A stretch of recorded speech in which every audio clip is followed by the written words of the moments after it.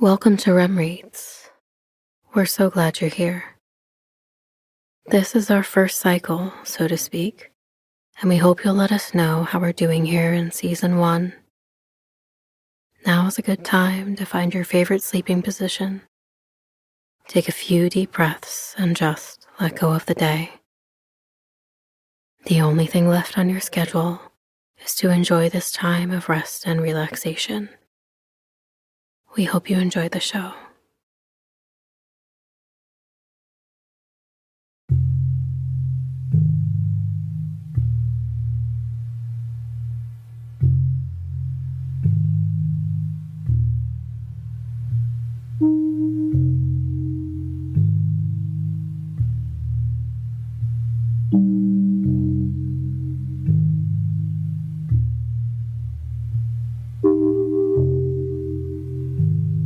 A warm afternoon in June. The perfect temperature outside. Not too hot. Sun behind puffy clouds. A quiet road bordering the ocean. The warm salt air picks up, and I'm greeted by a field of waving lavender.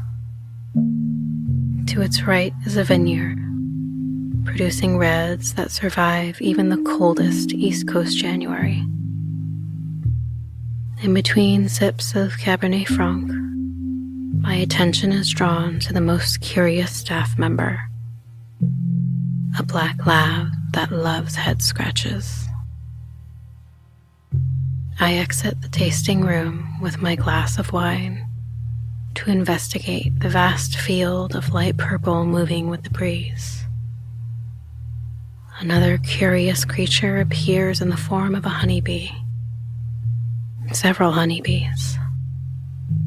I finish the wine, abandon the glass, and continue my walk into instant aromatherapy.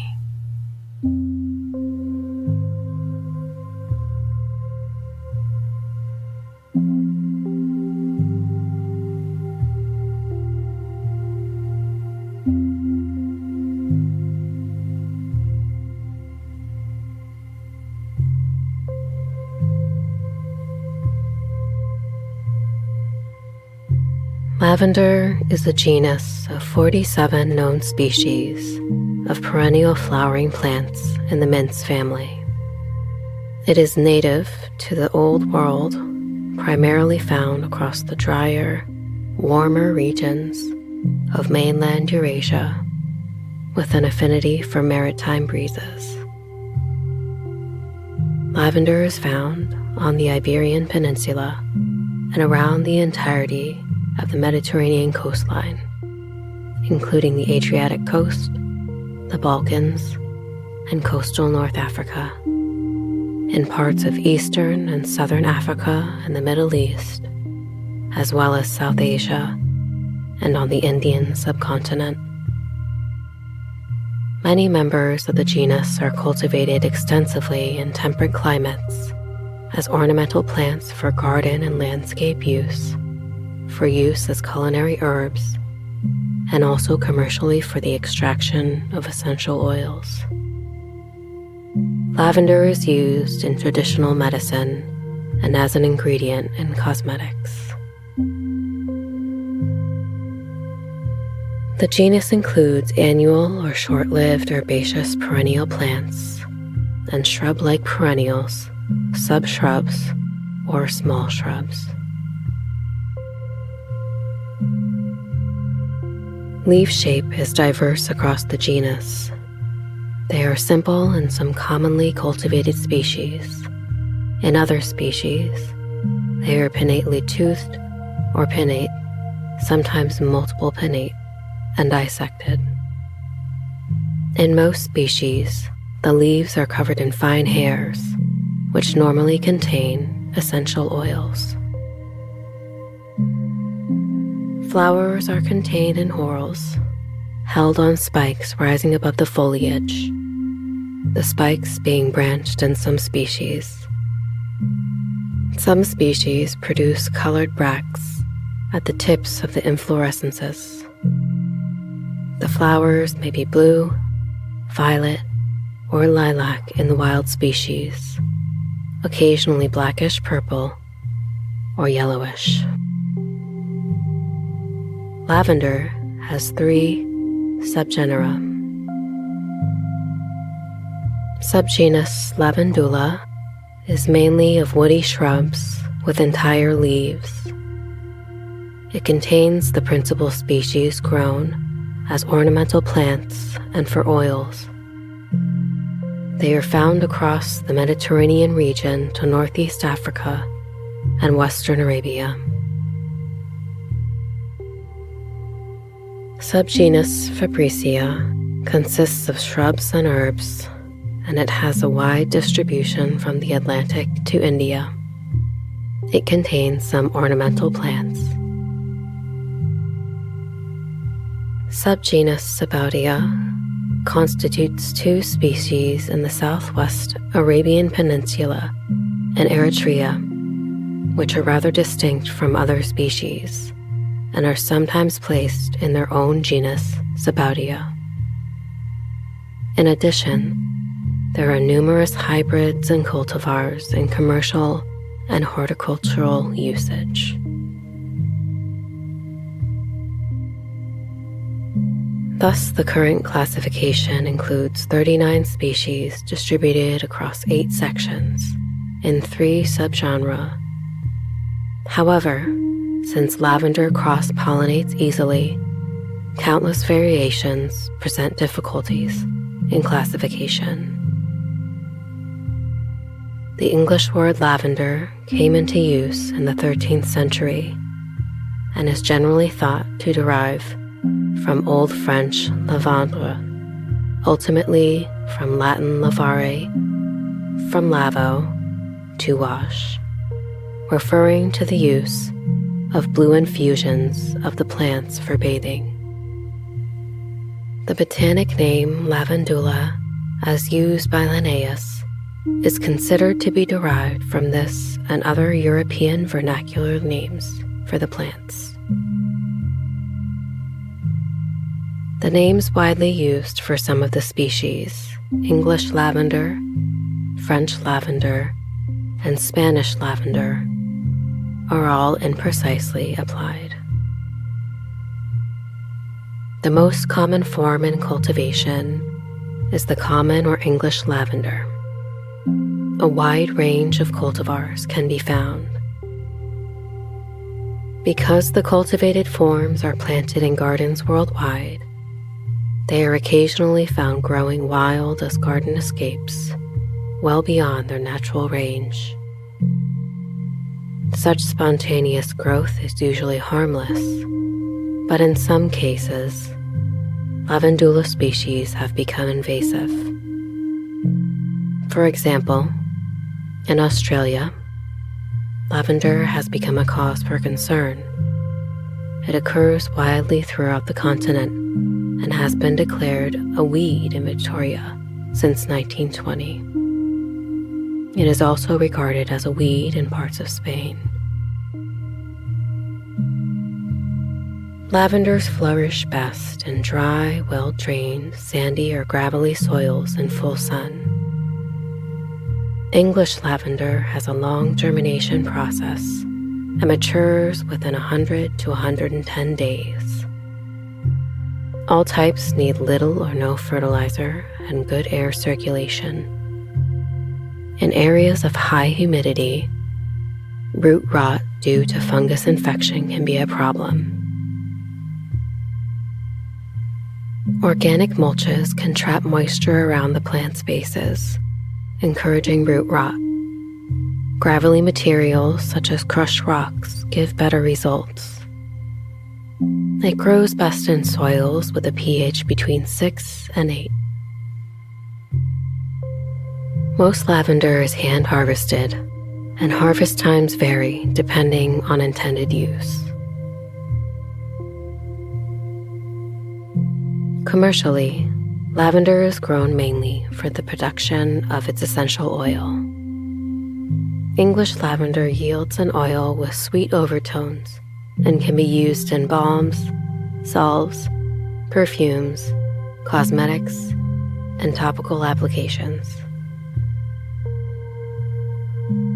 Lavandula and intermedia, also known as Dutch lavender, are widely cultivated for commercial use since their flowers tend to be bigger than those of English lavender and the plants tend to be easier to harvest. They yield a similar essential oil, but with higher levels of terpenes, including camphor, which add a sharper overtone to the fragrance, regarded by some as of lower quality than that of English lavender. The U.S. Food and Drug Administration considers lavender as generally recognized as safe for human consumption. The essential oil was used in hospitals during World War I. Culinary lavender is usually English lavender, the most commonly used species in cooking. As an aromatic, it has a sweet fragrance with lemon or citrus notes. It is used as a spice or condiment in pastas, salads and dressings, and desserts. Their buds and greens are used in teas, and their buds, processed by bees, are the essential ingredient of a monofloral honey. Spanish nard is listed as an ingredient in making a spiced wine. Lavender was introduced into England in the 1600s.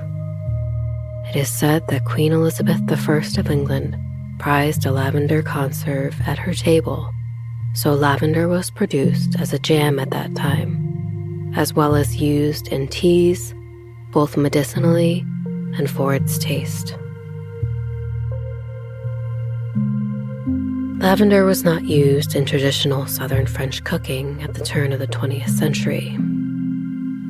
It does not appear at all in the best-known compendium of provincial cooking. French lambs have been allowed to graze on lavender, as it is alleged to make their meat more tender and fragrant. In the 1970s, a blend of herbs called Herbe de Provence was invented by spice wholesalers. Culinary lavender is added to the mixture in the North American version. In the 21st century, lavender is used in many world regions to flavor tea, vinegar, jellies, baked goods, and beverages. For most cooking applications, the dried buds, also called flowers, are used. The potency of lavender buds increases with drying, which necessitates a more sparing use to avoid a heavy, soapy aftertaste. Chefs note to reduce by 2/3 the dry amount in recipes that call for fresh lavender buds.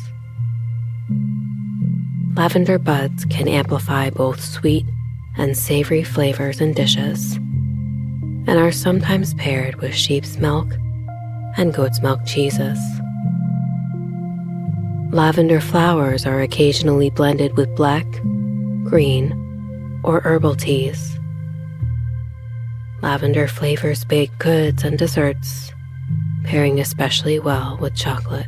In the United States, both lavender syrup and dried lavender buds are used to make lavender scones and marshmallows. Lavender buds are put into sugar for 2 weeks to allow the essential oils and fragrance to transfer. Then the sugar itself is used in baking. Lavender can be used in breads where recipes call for rosemary. Lavender can be used decoratively in dishes or spirits, such as decorative and aromatic in a glass of champagne. Lavender is used in savory dishes, giving stews and reduced sauces aromatic flair. It is also used to scent flans, custards, and sorbets. The flowers yield abundant nectar, from which bees make a high-quality honey. Monofloral honey is produced primarily around the Mediterranean Sea and is marketed worldwide as a premium product. Flowers can be candied and are sometimes used as cake decorations. It is also used to make lavender sugar. The German Scientific Committee on Traditional Medicine, Commission E, reported uses of lavender flower in practices of herbalism, including its use for restlessness or insomnia and cardiovascular diseases, among others. Flower spikes are used for dried flower arrangements. The fragrant, pale purple flowers and flower buds are used in potpourris. Lavender is also used as herbal filler inside sachets used to freshen linens. Dried and sealed in pouches, lavender flowers are placed among stored items of clothing to give a fresh fragrance and to deter moths. Dried lavender flowers may be used for wedding confetti. Lavender is also used in scented waters, soaps, and sachets. During Roman times, flowers were sold for 100 denarii per pound, which was about the same as a month's wages for a farm laborer or 50 haircuts for the local barber. Since the late 19th century, lavenders and their color have been associated with the queer community. Chamomile is a common name for several daisy-like plants. Two of the species are commonly used to make herbal infusions for beverages. There has been limited research as to whether consuming chamomile in food or beverages is effective in treating medical conditions. The word chamomile is derived from French and Latin, from the Greek earth apple, from on the ground, and apple. First used in the 13th century, the spelling chamomile corresponds to the Latin chamomilla. Chamomile may be used as a flavoring agent in foods and beverages, mouthwash, soaps, and cosmetics. Chamomile tea is an herbal infusion made from dried flowers and hot water and may improve sleep quality.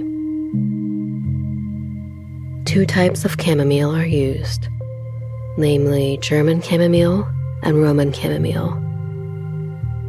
Chamomile has historically been used as one of the flavoring ingredients in beer and is sometimes used by modern brewers.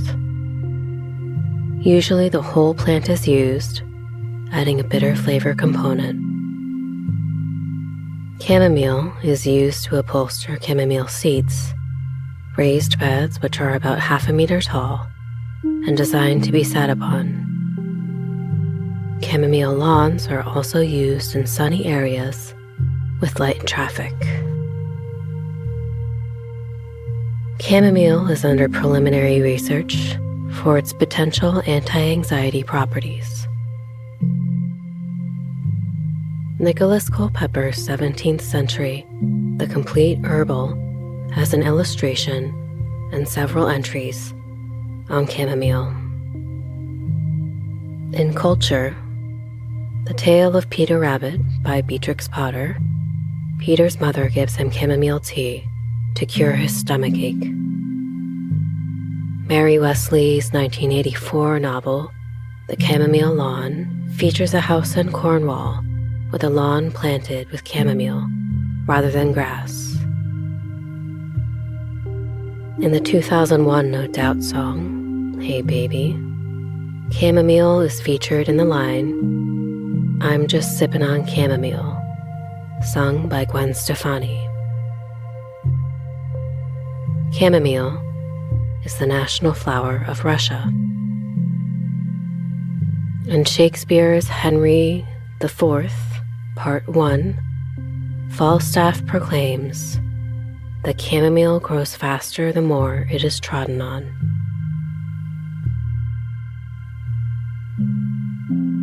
Monarda is a genus of flowering plants in the mint family. The genus is endemic to North America.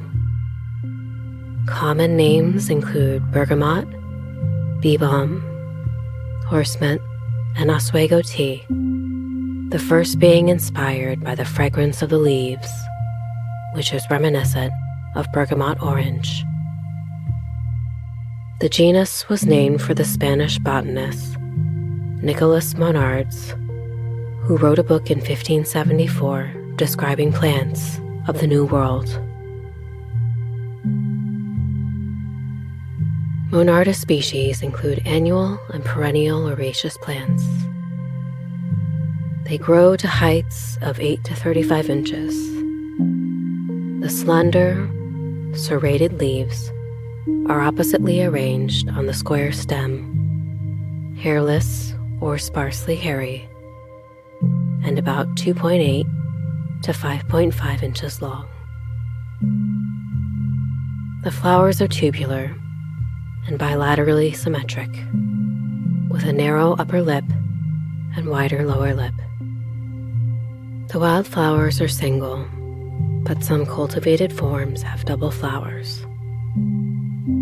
Flower color varies, with wild species bearing red, pink, and light purple flowers. Hybrids occur in the wild, and they are common in cultivation. Seed collected from hybrids does not yield plants identical to the parent. The crushed leaves of all species exude a spicy, fragrant, essential oil. Several species have a long history of use as medicinal plants by many Native Americans, such as Blackfoot, Menominee, and Winnebago. The Blackfoot recognized the strong antiseptic action of the plants and used them in poultices for skin infections and minor wounds. Native Americans and later settlers also used it to alleviate stomach and bronchial ailments.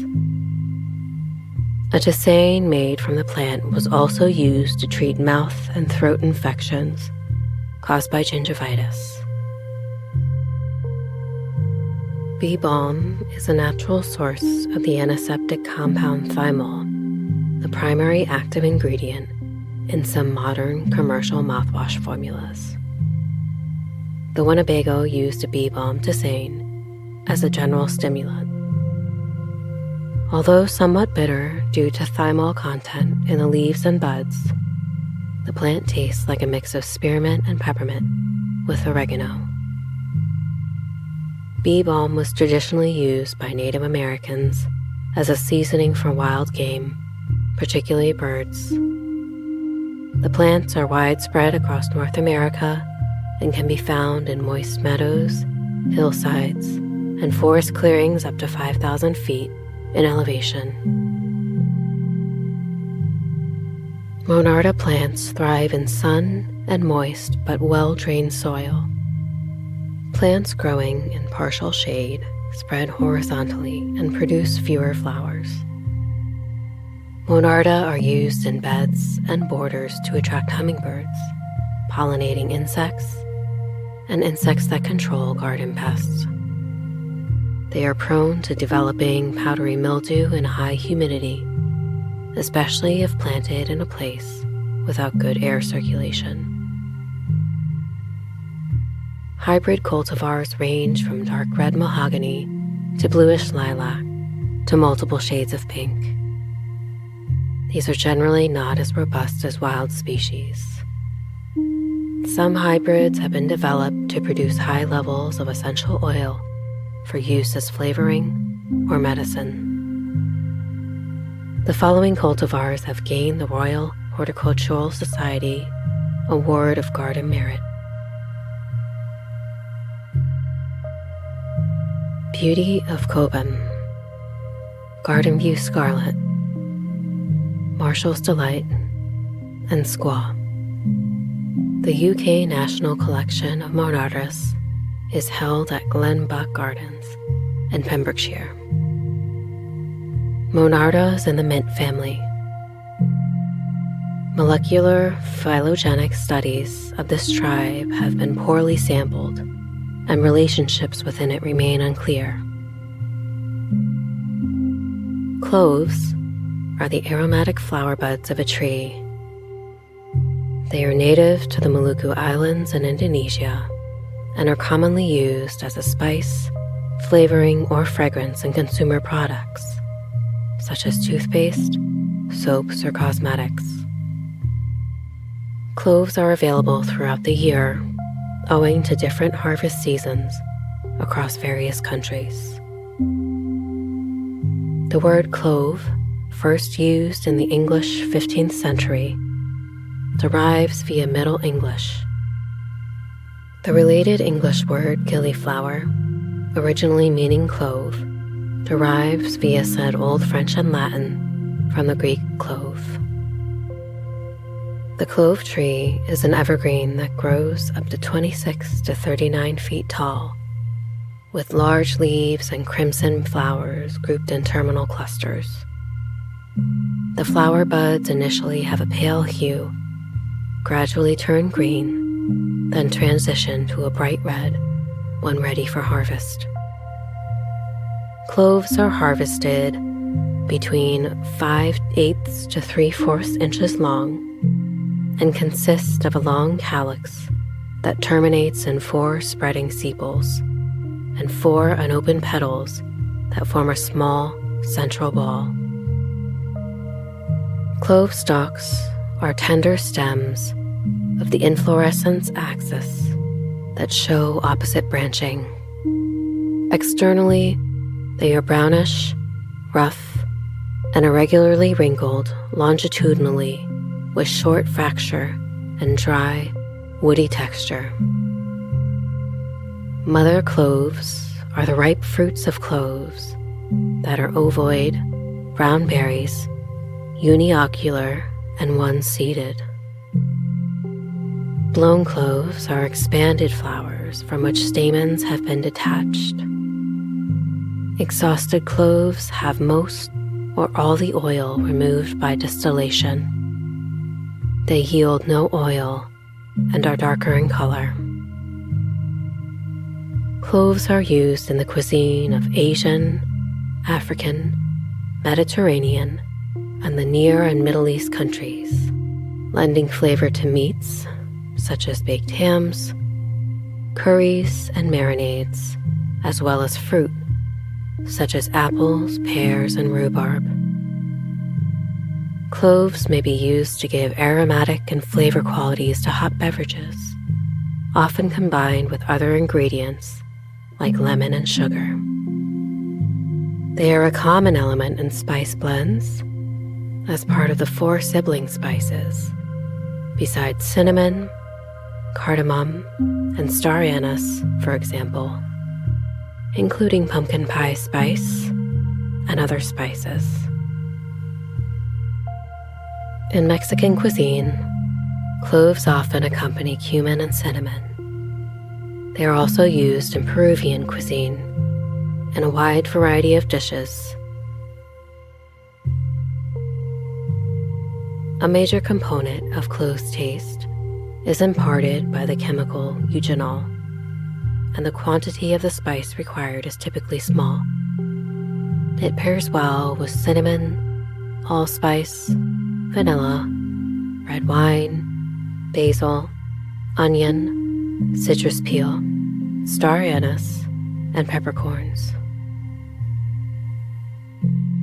Cloves are often added to betel quids to enhance aroma while chewing. The spice is used in a type of cigarette in Indonesia. Clove cigarettes were smoked throughout Europe, Asia, and the United States. Clove cigarettes are currently classified in the United States as cigars, the result of a ban on flavored cigarettes in September 2009. Clove essential oil may be used to inhibit mold growth on various types of food.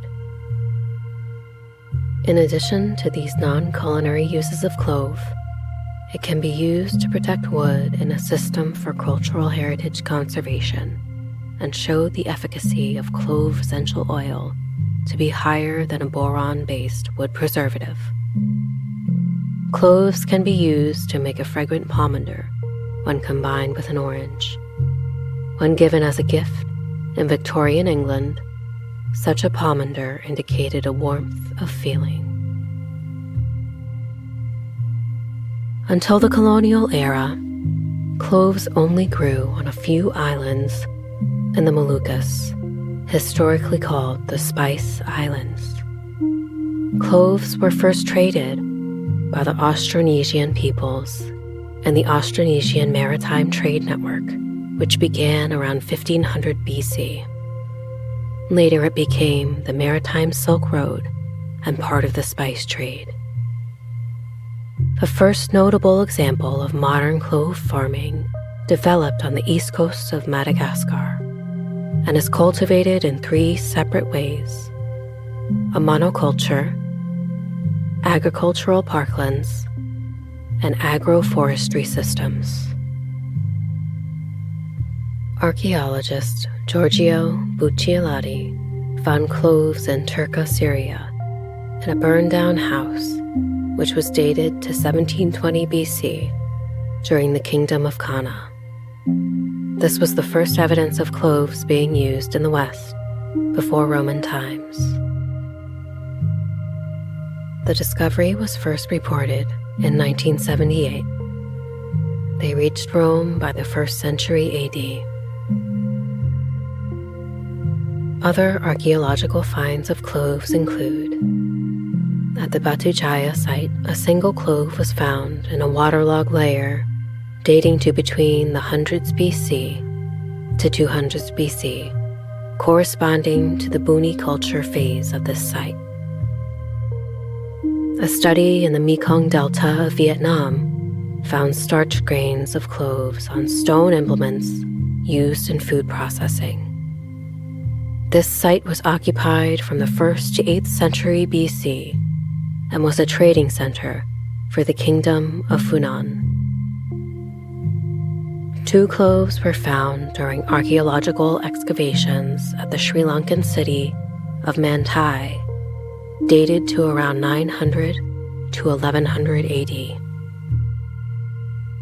Cloves are mentioned in the Ramayana. One of the earliest examples of literary evidence of cloves in China is from the book Han Guanyi, Etiquettes of the Officialdom of the Han Dynasty, dating to around 200 BC. The book states a rule that ministers should suck cloves to sweeten their breath before speaking to the emperor. From Chinese records during the Song Dynasty, cloves were primarily imported by private ventures called merchant shipping offices, who bought goods from middlemen in the Austronesian polities of Java, Champa, and Butuan. During the Yuan Dynasty, Chinese merchants began sending ships directly to the Moluccas to trade for cloves and other spices. The Liber Pontificalis records an endowment made by Passanopoulos under Pope Sylvester I. This endowment included an Egyptian estate, its annual revenues, 150 libra of cloves, and other amounts of spices and papyrus. Cloves were also present in records in China, Sri Lanka, southern India, Persian, and Oman by around the 3rd century to 2nd century BC. These mentions of cloves reported in China, South Asia, and the Middle East come from before the establishment of Southeast Asian maritime trade. But all of these are misidentifications that refer to other plants, like cassia buds, cinnamon, or nutmeg, or are imports from maritime Southeast Asia mistakenly identified as being natively produced in these regions. archaeologists recovered the earliest known example of macro-botanical cloves in northwest Europe from the wreck of Danish-Norwegian flagship Gripshunden. The ship sank near Sweden in June 1945, while King Hans was sailing to political summit at Kalmar, Sweden. Exotic luxuries including cloves, ginger, peppercorns, and saffron would have impressed the noblemen and high church officials at the summit. Cloves have been documented in the burial practices of Europeans from the late Middle Ages into the early modern period. During renovations, a tomb was rediscovered that was used between 1475 and 1526 AD by 8 members of the House of Nassau. These burials had to be moved, but before being reinterred, these burials were studied for botanical remains. The burial of Simberga von Baden contained pollen from cloves. A Dutch physician wrote down multiple recipes for embalming, some of which included cloves. An embalming jar associated with Vittoria della Rovere also contained clove pollen. This probably came from her ingestion of clove oil as a medicine in her final days. When burials needed to be moved from the Church of Saint-Germain-en-Fleur, France, they were also studied for botanical remains. The body and coffin of Philippe René de la Motte Angot, Count of Fleurs, who was buried in 1737 AD, contain whole cloves. During the colonial era, cloves were traded like oil with an enforced limit on exportation. As the Dutch East India Company consolidated its control of the spice trade in the 17th century, they sought to gain a monopoly in cloves as they had in nutmeg. However, unlike nutmeg and mace, which were limited to the minute bandas, clove trees grew all over the Moluccas, and the trade in cloves was beyond the limited policing powers of the corporation. One clove tree, named Afo, is believed by experts to be the oldest in the world, from 350 to 400 years old.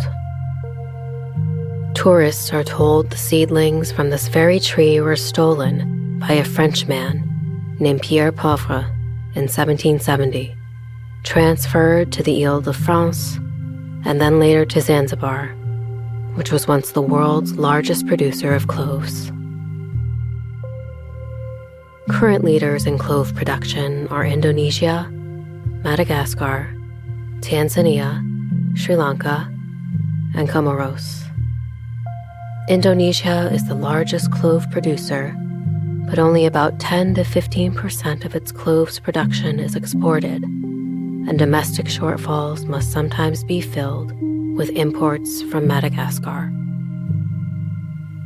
The modern province of Maluku remains the largest source of cloves in Indonesia, with around 15% of natural production.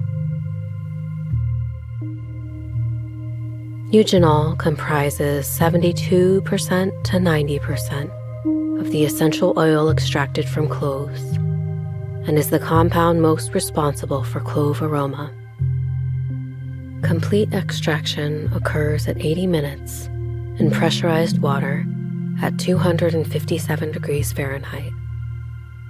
Ultrasound-assisted and microwave-assisted extraction methods provide more rapid extraction rates with lower energy costs.